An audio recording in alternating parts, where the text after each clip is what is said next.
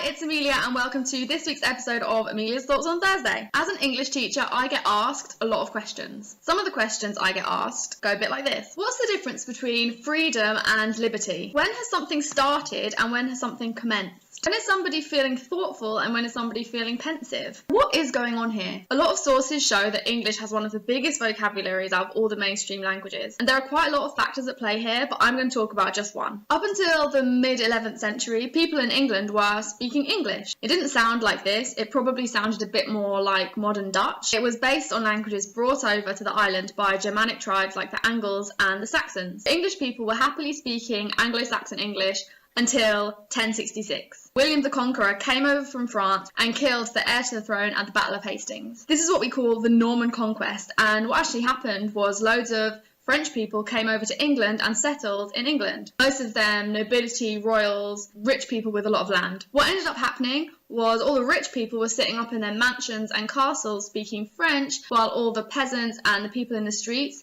carried on speaking Anglo-Saxon. This had massive implications on English. A lot of French words infiltrated the English vocabulary, but they didn't replace the English words, they merely slid in neatly beside them. So rich people would talk about their bedchamber, while poor people would talk about their bedroom. There are now hundreds of word pairs in the English language for basically the same concept that mean kind of the same thing but kind of not, where one word is a posh word of French origin and the other word is an everyday word of Anglo-Saxon Germanic origin. Help is kind of the same thing as aid. Forbidden can be the same as prohibited. A drink is usually a beverage. To ask, to demand, ghost, phantom, understand, comprehend, brotherly, fraternal, to start, to commence, to stop, to cease, kingly, royal, and so on. I think this is super interesting. It gives us a massive indication as to why English is such a varied, rich language. Okay, that's all for this week. Hope you learned something new. Thanks for watching and see you next time. Bye!